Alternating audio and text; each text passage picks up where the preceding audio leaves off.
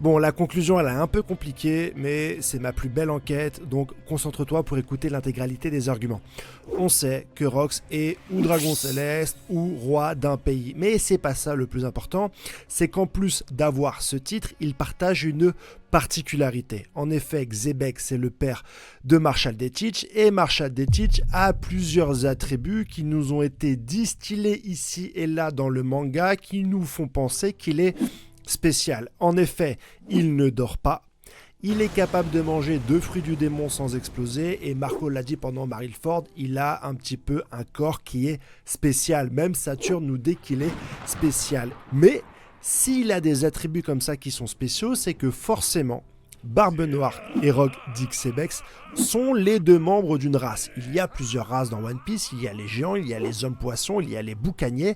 Et ils ont tous la particularité d'être mis de côté et d'être persécutés par le gouvernement mondial.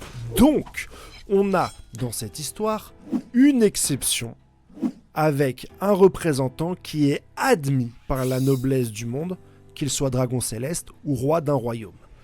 Donc, quelque part, la lignée de Rogue Dixebex a dû faire quelque chose dans son histoire qui fait que cette lignée est dans les petits papiers d'Imsama et qu'ils peuvent donc participer à la rêverie et ne pas être persécutés. En connaissant l'histoire d'Imsama, pour être dans ses bonnes grâces, il a bien fallu l'aider. Et le moment où elle aurait eu le plus besoin d'aide, c'était bien sûr il y a 800 ans, pendant le siècle oublié, et quand elle a affronté Joy Boy. Et là, on va avoir l'élément central de ma théorie,